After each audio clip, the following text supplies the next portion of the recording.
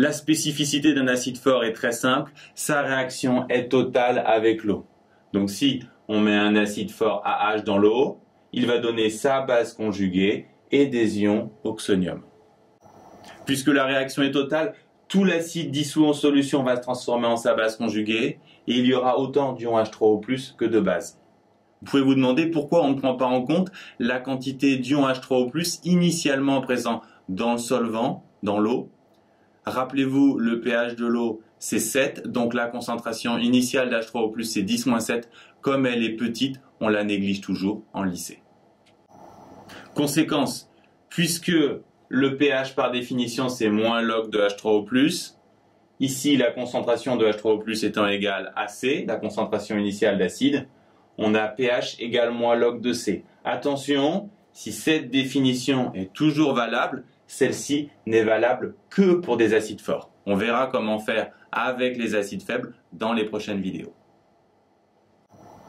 Pour les bases fortes, pas de surprise, leur réaction est totale avec l'eau. Donc si on introduit une base B dans de l'eau, elle va lui piquer un H+, pour donner l'acide BH+, plus des ions hydroxyde. Là encore, la concentration initiale va se retrouver intégralement chez les produits. On peut maintenant se poser la question, par analogie avec ce qu'on a fait pour les acides forts, quelle relation existe-t-il entre le pH et la concentration initiale de base? Avec quelques exemples, on peut trouver cette relation. Imaginons que la concentration initiale de base soit de 10-6. Alors, la concentration en ion OH- sera aussi de 10-6. Si vous avez bien suivi les vidéos précédentes, vous savez qu'il y a un lien simple entre la concentration des ions OH- et celle des ions H3O+, qui est associé au Ke. Donc, les ions H3O+, c'est 10-8 et le pH sera donc égal à 8. De la même façon, si la concentration initiale de base c'est 10-2, évidemment la concentration en OH- sera aussi de 10-2, la concentration en H3O+, cette fois sera de 10-12 et le pH égal à 12. Donc si on a une concentration avec une puissance -6, on a un pH égal à 8, une concentration avec une puissance -2, on a un pH égal à 12. On sent qu'il y a une relation avec 14 qui est associée au Ke. En fait, pour faire sortir la puissance ou pour extraire la puissance de 10, rappelez-vous, il faut appliquer un logarithme.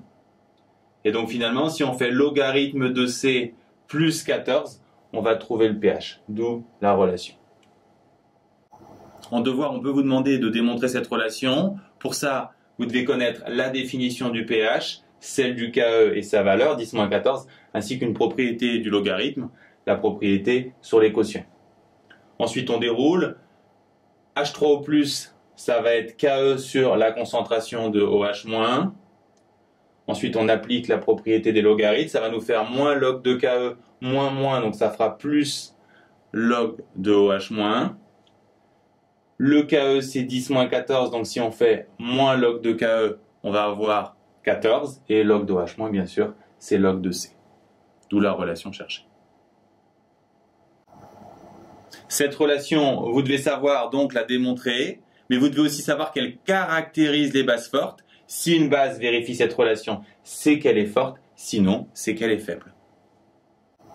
Enfin, vous devez savoir que les réactions entre acides forts et bases fortes sont dangereuses car elles sont exothermiques, elles dégagent de la chaleur. En fait, plus les concentrations sont élevées, plus elles dégagent de la chaleur et elles sont parfois même explosives, comme la réaction entre la soude et l'acide chlorhydrique.